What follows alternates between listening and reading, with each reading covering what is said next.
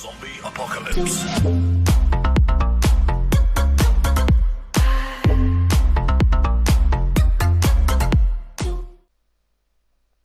Now then, we are back with another video.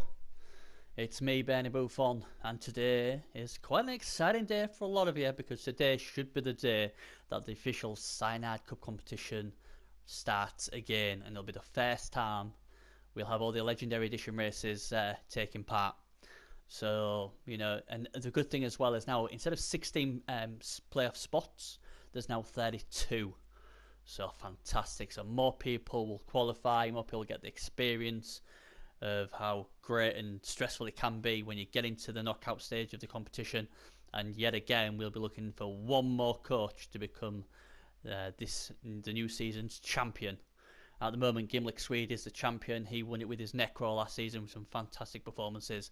Can someone dethrone the champion Swede and take his crown? Well, I'm sure that is all to come. But today, we're doing another video on obviously the starting rosters and tactics and skill ups to try and help you guys the best we can. And today it is the Lizards we're going to have a look at.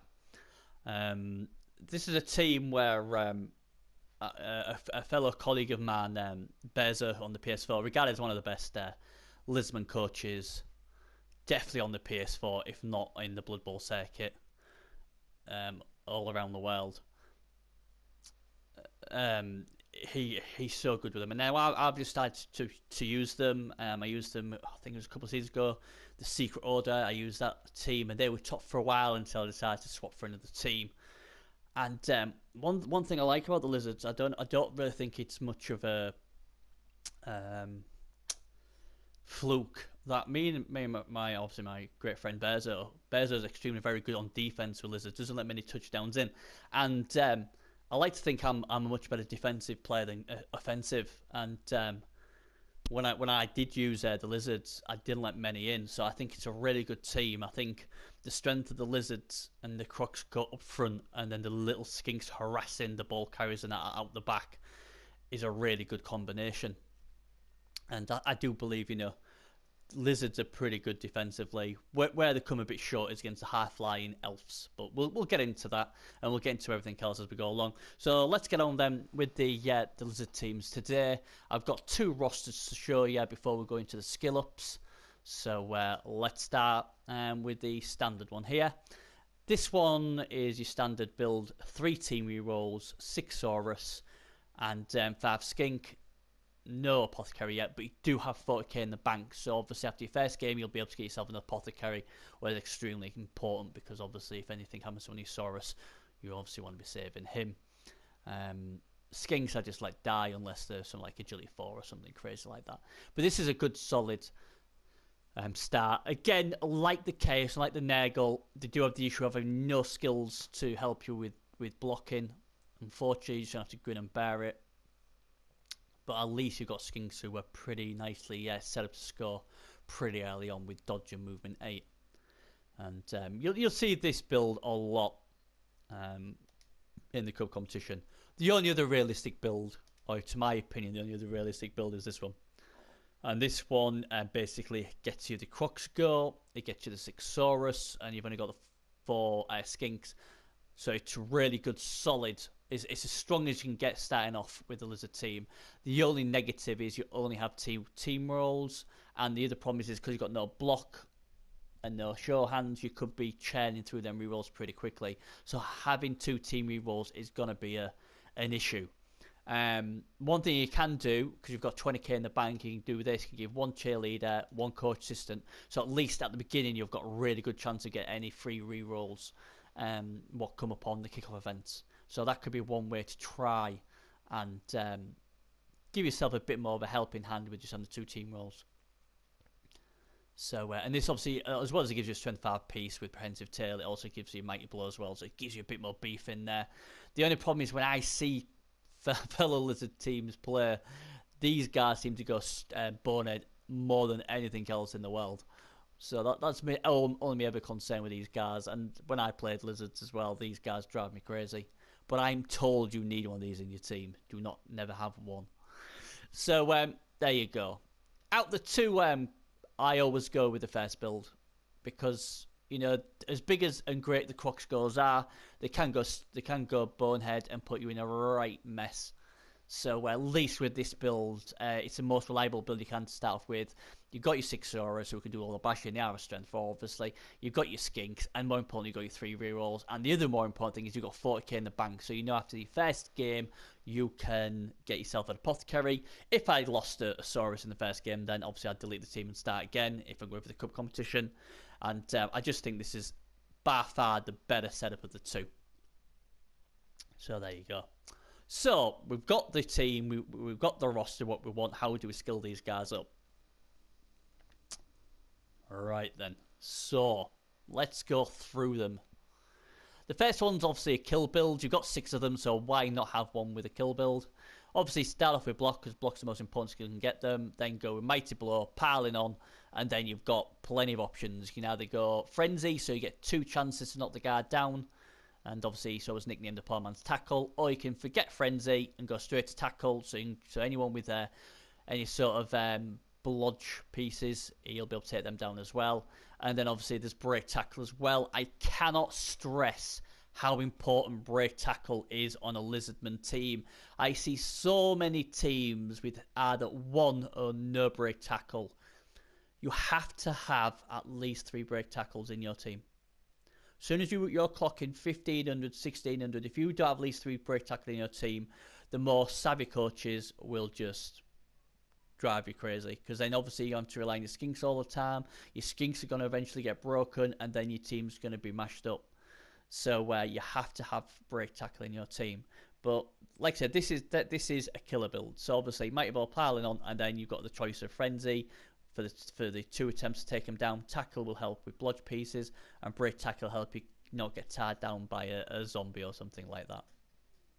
So you know, that to me is the best way to do your killer build.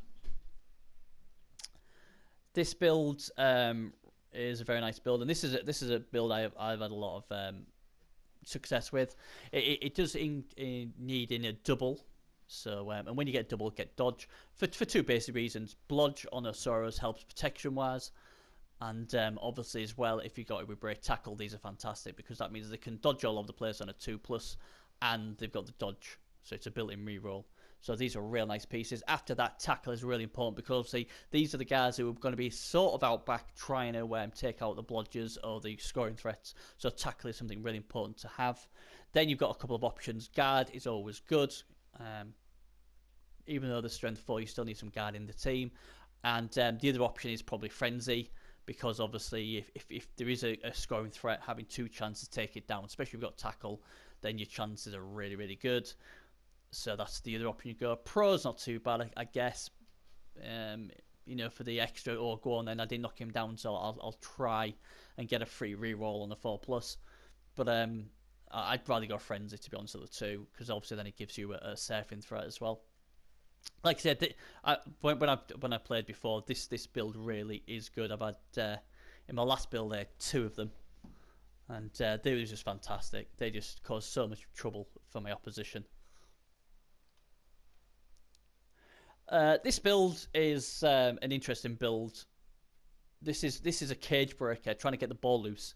So instead of giving them block, you give them wrestle. And then you give him break tackle. Now, anytime you roll a double, you give him dodge. So basically, on this build, you're probably better off waiting for a double. So if you say, for instance, this guy, you first level up. Oh, look, I've got double. Give him dodge. Then give him wrestle. Then give him break tackle. After that, strip ball tackle comes in as well. Because, like I say, it's a good piece to have for various reasons. One, it can try and break into a cage.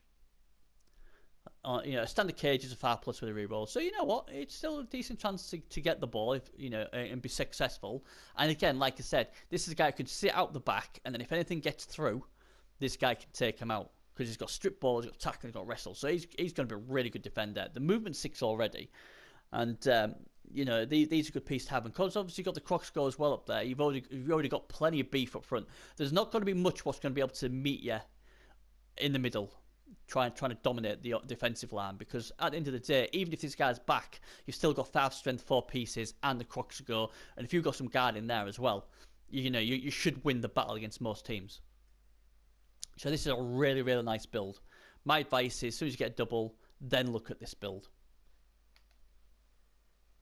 Now then, if you want to make a ball carrier out of a Saurus, then you can do. People say, well, that's ridiculous, Benny. Why would you do that?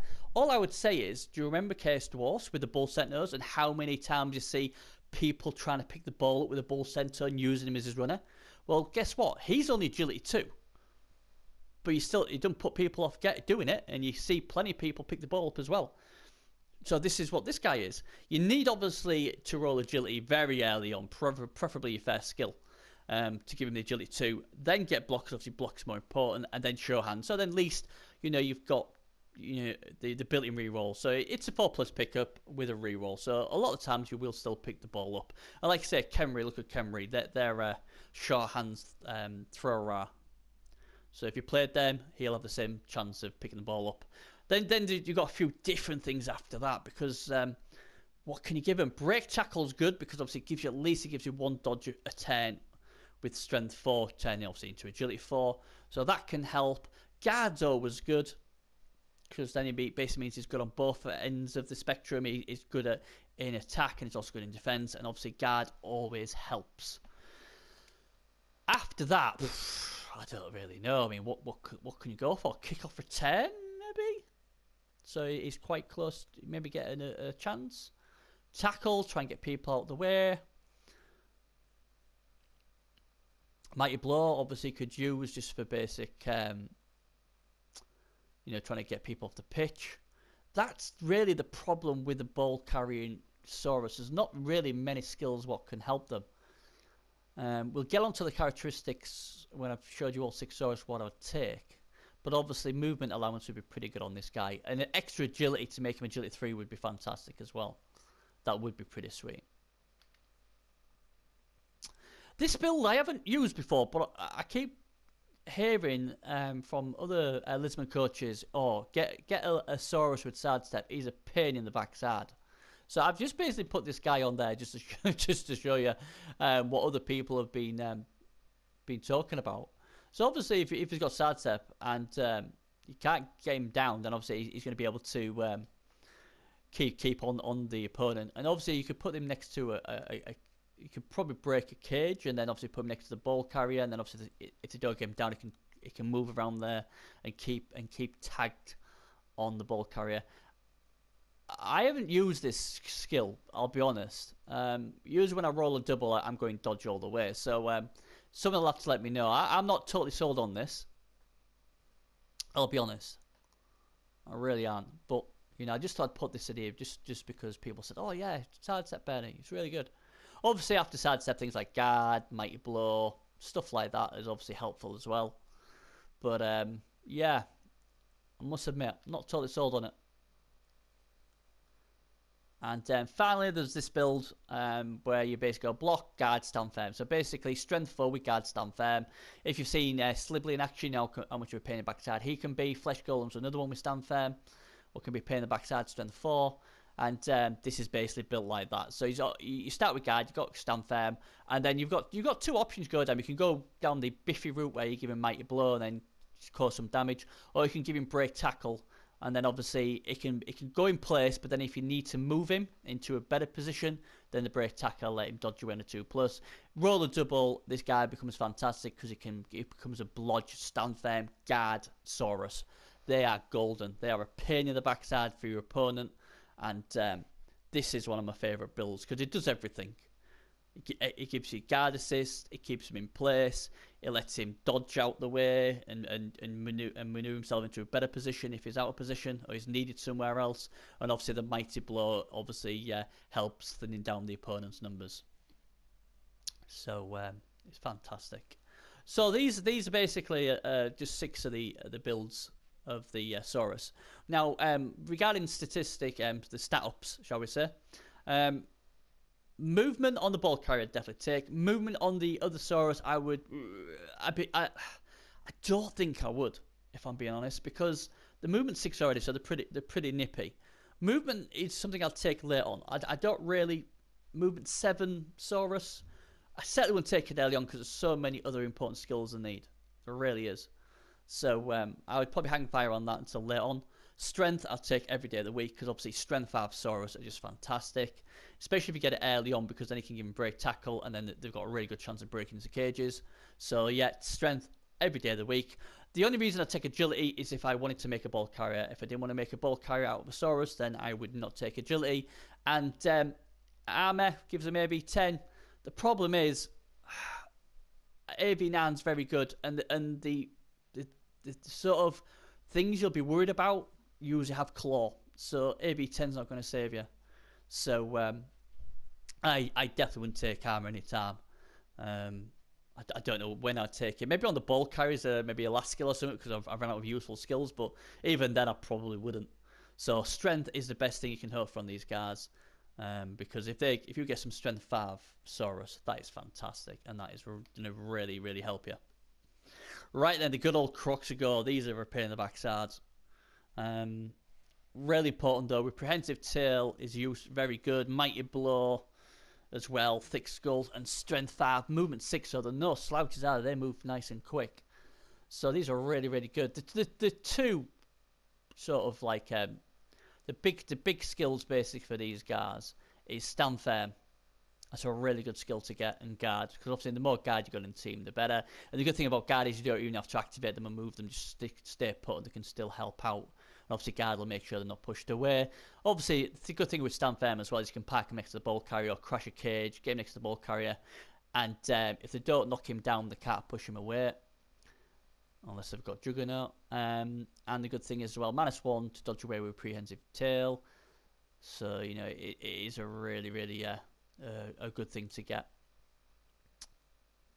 Obviously, Break Tackle, again, is obviously good to maneuver him. Obviously, the Strength 5, so more times than not, they're just dodging on 2+. The only thing I'll worry about this is that the amount of times I roll a bloody one trying to dodge away. And then obviously they got Loner. But Break Tackle's really, really good. Regarding doubles, there's a few doubles. I mean, obviously blocks the obvious one, makes him more reliable hitting, helps him with protection. Another way you can go is you can go dodge instead. Then obviously that works really well with Break Tackle, so you're dodging into a cage on a 4+, a standard cage, with a built-in reroll. So that's going to work a lot of the time, isn't it? So that is a really good way to go. And obviously that will help him move about a lot more safely with a built-in reroll. Pro is the other thing to look at because the amount of boneheads you get, so obviously that'll give you a attempt to try and get a free reroll to get rid of that bonehead, so that's pretty good as well. So these are the three options. If you want to use the Crossgo as a cage breaker, or you want maneuverability over anything else, go with dodge. If you want to go with their safe hitting, then go with block. If reliability is the most important thing, then go with pro. But these are the six best skills you can get for your Croxigo. Now then, your good old Skinks. So let's go to the little skinkies who do most of the scoring. This is just a skink with just one skill, catch. So these are just good for basically relay handoffs and scoring. A couple of these guys on the pitch will definitely attract defenders, and then obviously open up running lanes for the rest of your team. So this is just one skill, nice and simple, nice catch.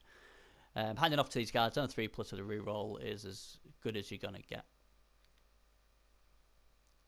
The next one, you've always seen this so many times before, sidestep, diving tackle, make them into pain in the backside, fantastic little defense, little mosquitoes. Basically, they tag the ball carrier up or the potential scoring threat, and obviously if the opponent can't get them down, then obviously with sidestep they just move around and keep the scoring threat or the ball carrier in their tackle zones, and then obviously if they try and dodge away, it's a -2 thanks to diving tackle. So these guys are a pain in the backside, but obviously be careful when you basically tag your opposition. Don't do it all the time just because you think it's going to be great, because they're only armor 7, they're only strength 2, and obviously it's +1 to the injury rolls, so these guys break easy, so you only match up against the scoring threat or ball carrier when you need to. Otherwise, drop back a few squares and make sure he has to do a dodge through your diving tackle, or he has to blitz you out the way. Don't give him free blocks when you don't have to. Right then, this little guy. This is a bit of a, a bit of a risk, but they've got stunty, so they basically can dodge into any cage on a 3+. So you roll a double instead of taking the normal roll of a block. How about giving him wrestle? Yes, it's going to be probably a red dart block, but you know, if you roll a pow, he's going down. If you roll a blodge pow, there's a chance if he hasn't got dodge, he's going down. If you roll both down, he's definitely going down because you've got wrestle. If you get push, then maybe the push might push him into one of your other like big threats like Asaurus. So there's only really the skull. What's a bad thing on the 2 red die. So these are definitely worth having. A couple of these guys really do panic your opponent as well, because they'll either respect the threat or they will foolishly ignore it. And if they ignore it, then it could cost them the ball. And if they do respect it, they may score a bit earlier than they want to because they think, crikey, you know what, I don't want to risk it when he can get into a cage on a 3+ and could get lucky with his wrestle. Obviously, if you roll another double, then there's things like strip ball, tackle would be good. Dauntless is another thing you can do as well. Try and get a 1 die block in there. There are a few other things, but I just think with this, just with the 1 skill, I think this is fantastic build, and I would try and get 1 or 2 of these guys just to scare the opposition. This is your normal build for like a ball carrier. Obviously, you roll double, you get block, so you got blodge. That's fantastic. Then I'd be looking for sure feet and sprint, because obviously sprint means you can move a potential whopping 11 spaces, and sure feet gives you built-in reroll for GFRs. So you know, having the potential to move 11 squares is absolutely fantastic. And like I said, because of stunty, they're dodging all over the place on a 3+. Agility on this guy would be amazing. Absolutely amazing. So you'll see this build a lot, and it's probably one of the more safer builds to get for your Skinks.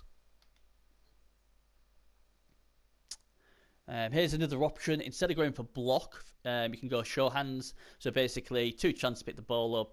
So obviously saves on rerolls, and anyone who jabs into cage who's got strip ball, it negates that as well. Because you will be seeing a lot more of that this season. I can see it, especially with their Kislev Circus leaping in there for definite. So and then obviously you've got your war dance and various other things, and I think more coaches are getting smarter now to get a few strip ball pieces.